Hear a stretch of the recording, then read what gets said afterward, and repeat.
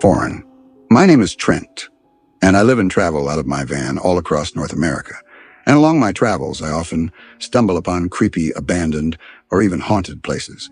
And today I am traveling through the mountains of Colorado, specifically on a road called Phantom Canyon Road. This is a road that was once a railroad system in the 1800s to transport passengers in gold from Canyon City to Victor, Colorado. And while that general synopsis may not sound very spooky to you, there is a reason why the locals call this road Phantom Canyon Road. And today I'm going to explore some of those stories while I camp in this supposed haunted forest alone, foreign, okay? It is officially nighttime, and I hate driving at night specifically on windy, remote dirt roads in the middle of the night. And this road in particular has a lot, cliff edges, and if I'm not paying attention or I can't see well, I could easily just drive off the side of this road and fall and tumble for hundreds of feet down the mountain. And that is the last thing I want from this adventure. About 30 or 45 minutes ago, while there was still light in the sky, I passed a few spots along the road, and I told myself, if I can just keep driving, there's probably a better spot down the road. And that was my first mistake. Oh, there's a turnoff right here. This might be our spot. Okay. Yeah, this looks promising. I'm going to check this out. Okay, I think this is a good campsite for the night. We're right in the middle of this canyon here, and we've got a nice, beautiful flowing creek right in front of us. However, we are right off the dirt road, but that doesn't bother me too much. I mean, the dirt road is the whole reason why we're here anyway. But before we jump into the spooky ghost stories for the night, I'm going to hop in the van, set up Starlink, make a quick bite to eat, and then we'll come out and do some adventuring and see if we witness anything while camping here or wandering on these roads. Millie, you ready for dinner? Yeah, all right, let's go. Come on in. Moments like this, when I've been driving all day, it is so nice to have meals already planned out, so I don't have to think about it. I can just go to the back of the van and start cooking. And HelloFresh, thanks for sponsoring this video, by the way, makes that so much easier for me because they deliver delicious chef-crafted recipes and fresh ingredients straight to my front doorstep, which in my case is either a friend's house or a local post office. And these meals come with easy-to-follow instructions, high-quality proteins and veggies. And it's freaking delicious and feels like it was prepared by a personal chef. And on top of that, these meals are ready in less than 15 minutes. So it's super convenient for situations like this. I mean, look at this spicy Peruvian chicken rice bowl looks so delicious. And it was made in less than 15 minutes right here in the comfort of my own van. Okay, now for the best part, let's give this a taste test. That looks good. And if you want to elevate your kitchen yourself, go to HelloFresh.com and use my code, the fine print 16, to get 16 free meals plus free shipping. That's 16 free meals plus free shipping. Thank you, HelloFresh, for sponsoring this video. I appreciate you. All right, I finally got a fire going. I was worried there for a minute because it started raining, and I was worried we wouldn't be able to hang out outside and sit around the fire and tell spooky ghost stories. Well, I drank some tea, but thankfully the rain let up, and we're here on this beautiful, spooky night, all alone in this haunted forest. So let's tell some ghost stories. In the 1800s, this area, or this road that we drove in on, used to be a railroad system that connected Florence and Creek, Colorado. It was used to transport both passengers and gold during a time when mining was what kept these towns alive, and supposedly in the 1890s. Passengers aboard the train were traveling through this canyon, and they saw a man walking along the train tracks and prison attire. However, that man supposedly looked like a man that was previously executed at the Colorado State Penitentiary down in Canyon City a few days before now. A lot of the people that up in the Colorado State Penitentiary down in Canyon City, or the jail in Creek, were often miners that worked in this area, and they found themselves getting locked up for many reasons, like public intoxication, theft, or even murder. But a lot of people got locked up due to the violence that ensued after a huge labor strike between the miners and the mine owners. These mining companies in this area wanted to increase the work days from 8-hour days to 10-hour days without increasing the wages. And the miners were not having that, and a lot of them walked off the job, leaving a lot of these mines to shut down, and that's when these mining companies started bringing in non-union workers to work in these mines so they could stay afloat. And that's when all hell broke loose. There were gunfights, train derailments, purposely collapsed mines with people in them, and at one point, 15 people were killed when an elevator cable inside one of the mines was sabotaged, causing all of these miners to fall straight to their deaths. Miners even bombed a train depot, killing 13 more non-union workers. And it took years for this chaos to stop, but of course, it finally did eventually settle. But because of all this chaos that ensued in this area, it's believed that this whole area between Canyon City, Florence Victor, and Creek, it's all incredibly haunted, and people that come here to camp overnight claim to see ghostly figures that look like prisoners or miners walking among this forest late at night. Which I just got chills saying that out loud, all by myself here in this forest. I thought I heard something moving over here. Freak. I'm on edge. Of course I am.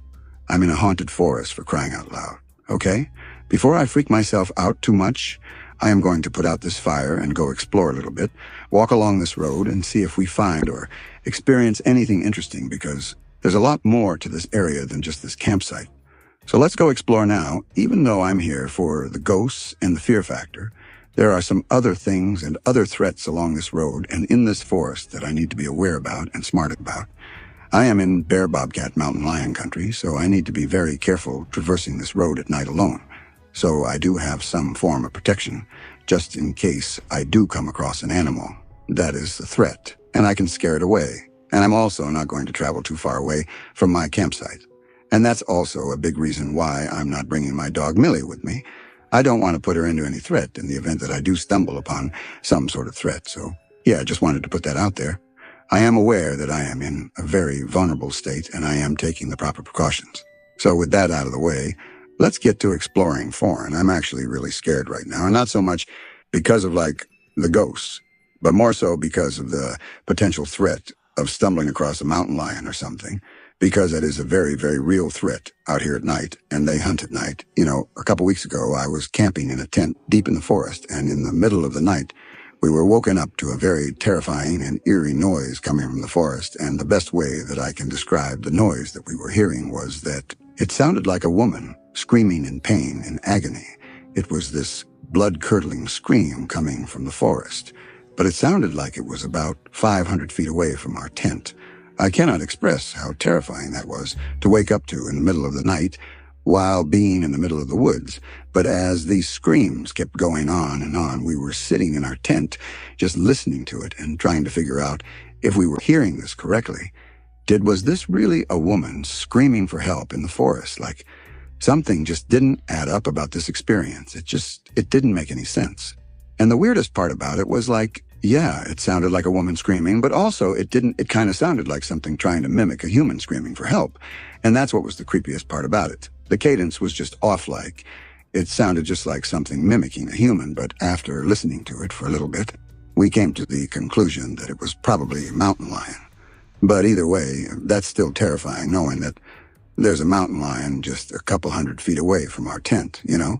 But to be honest, I'm not completely convinced that it was a mountain lion.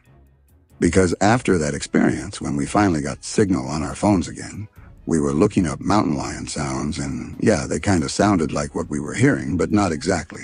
And that's when something darker came to my mind, and I started wondering if what we heard was a skinwalker. And if you don't know what a skinwalker is, essentially in Navajo culture, they believe that there are these bad witches out in our world that can take on the form of an animal or a human or a being of any sort, and replicate noises and their mannerisms to lure you out into the forest, where you're vulnerable, and that's where they take advantage of you and hurt you. And apparently you're not even supposed to talk about them. And here I am talking about skinwalkers on a haunted road. Oh, why do I do this to myself? Wait. Oh, that's right. Oh, I don't know if you guys can see this, but I forgot that this road has tunnels. Wow, this is both incredibly creepy and beautiful at the same time. It's so weird to just stumble upon too, when I was doing my research on this road, I knew that the tunnels were here, but on my way in, I didn't see any, so I just assumed they were no longer in use or something. I guess that's because I came from the north side of the road rather than the south, but this is wild. They're massive, dude. Wow, this is wild. It's so big, man. I am getting the heebie-jeebies from this, and maybe that's because my mind is on the topic of skinwalkers, but that's my own doing. I don't know, I feel like if there were any place that the freak was, that I swear, oh, it's bats. Of course there's bats in here. It's a freaking cave. Duh. Just really goes to show that fear is all in your mind. Oh, look at that. That's awesome. Super cool. Okay. I think I'm just gonna sit here for a bit and just soak this all in. I think this tunnel is really, really cool. I keep hearing stuff, but I'm 98 sure. It's just the bats making weird noises.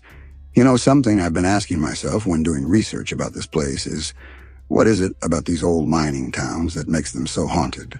Other than the fact that, there were a lot of casualties because mining was a dangerous job, and I know it was the Wild West.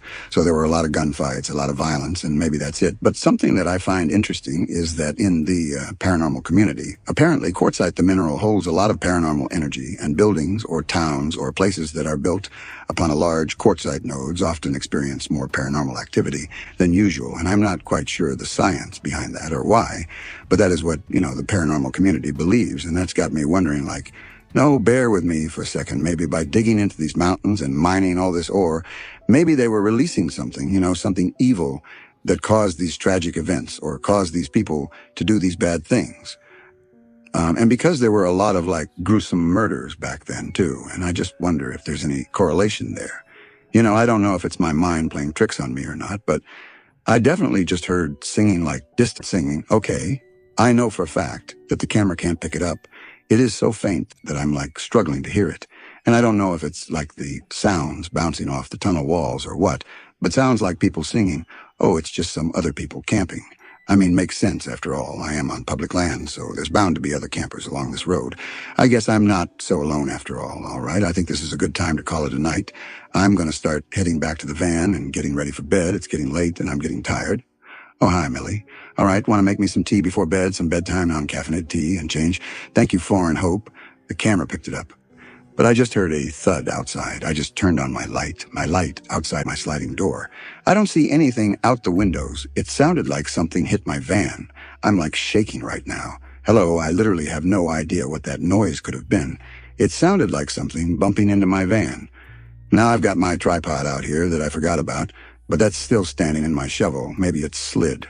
Okay, just real quick, for peace of mind, I'm going to go outside and just do a perimeter search. Okay? It had to have been the shovel. That's the only thing that I can think of, because if I remember correctly, the shovel was leaning up against the tire like this, and maybe me moving around in the van made it fall. Yeah, that's exactly the noise that it made. Debunked. Oh, I am on edge tonight. Holy crap, Millie. It's okay. There's no spooky monsters outside. It was just the shovel falling. We're all good. Good girl, good job. All right, we can finally relax. We made it back to the van safe and sound. I got my tea.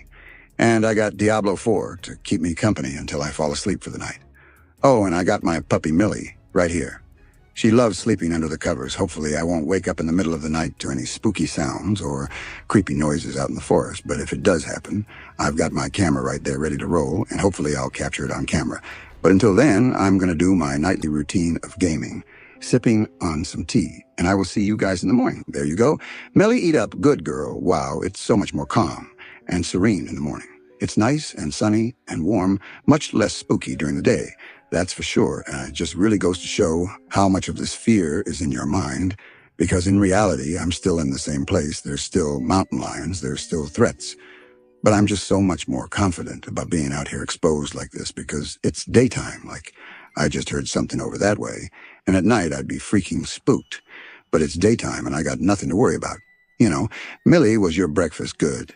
Yeah, you want to go on a walk. You want to go walk on the spooky road, the spooky haunted road? Okay, let's do it. Let's go on a walk. It's crazy how drastically different this place feels in the daytime versus at night. It's night and day.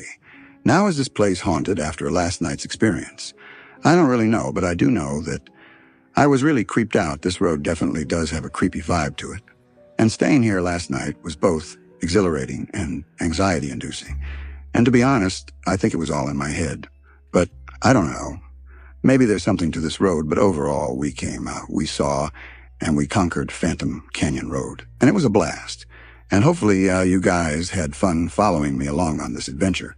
If you did, let me know by liking this video. It helps me out a ton. It helps my channel grow and thrive here on YouTube.